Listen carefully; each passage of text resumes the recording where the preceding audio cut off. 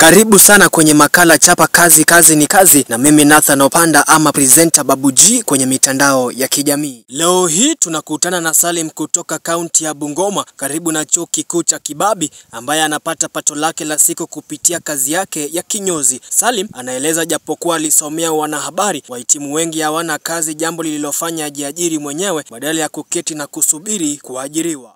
Salim Senior, I'm a journalist. I'm a graduate from Multimedia University, and I'm here at Duke's Kinyozi. Probably what I emphasize to come to this Kinyozi is that we many graduates, we don't have work to do.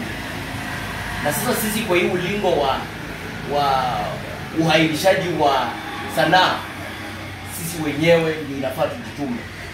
Kwa hivyo mimi nikaona hamna haja nikati nyumbani na najua 1, 2, 3 kuhusiana na vinyozi.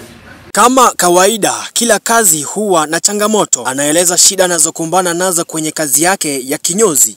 Unaweza kuwa unataka uhudumie customer vizuri vilivyo, umweke sawa pia naye asikie vizuri hapo sawa, lakini sasa pesa zenye atakulipa, malipo kidogo itakudunisha na haitakuweka sawa pia kwa ile kimo ambacho ulikuwa umetarajia. Challenge ya pili ambayo tuna face sana, unaweza pata siku nyingi stima inaweza potea na maybe hauna hiyo siku backup. Unapata hiyo siku wateja, umepoteza pesa na pia umepoteza wateja.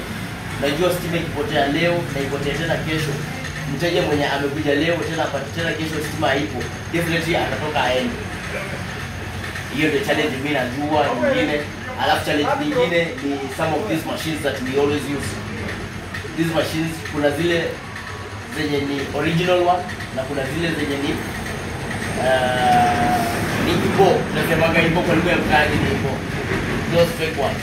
So unaweza pata hiyo fake one imeleta shida, hata imechoma customer ama imeleta madhara mengi sana.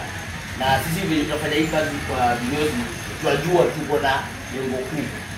Moja ni tunapo high contact yako kimaintain sana kwa kichwa, itakuletea shida ya macho. Ndio unaona pia niko na shida ya macho. Ukiconcentrate sana hivi utapata kuwa hiyo iris zako at the most na concentrate sana inaleta itilafu sana na kwa masikio. Utanipata siku nyingine nimeweka pale muziki na nimeweka kwa sauti ya chini kwa sababu sitaki ni affect macho yangu. Kupeana kwa huduma bora kwa kila mteja na usafi wa hali ya juu ndani na nje ya kinyozi ni baadhi ya vitu vinavyofanya wateja wachague kinyozi chake badala ya kuchagua vinyozi vingine. Maintenance of our machines, alafu pia kazi vile watazifanya. The way we handle you, kuna hapa hivi kuna raffle neck. Hapa kuna raffle neck. Hii raffle neck inatumika purposefully kwa kuweka kwenye shingo.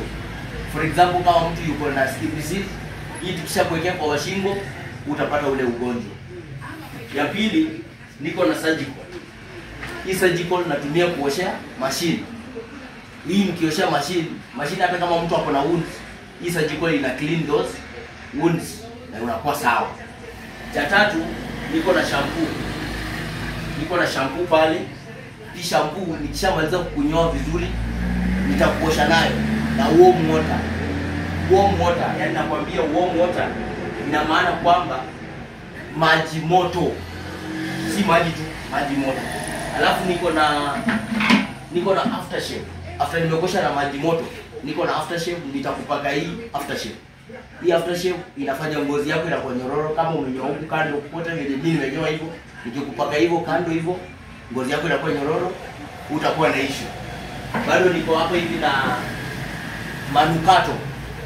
Haya manukato nikishakupaka hiyo aftershave, nikimaliza hivyo ninakuongezea hivi.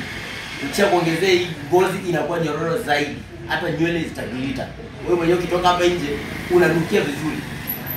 Si tu unatoka huko na manywele sijui kila mahali pametapakaa. Nywele zitakuwa sawa. Wewe ukitoka hapo unaenda wewe mwenyewe. Na wewe kisha mwishowe wateja wangu wote wenye mimi wanahudumia huwa wanalipa 100 bob. Wakishalipa pale 100 bob, yeye pia ataenda huko nje anachukua anasema bana kuna kinyozi inaitwa The Jukes. Asante sana kwa kusikiza na kutazama. Tukutane tena kipindi kijacho cha Chapa Kazi, Kazi ni Kazi.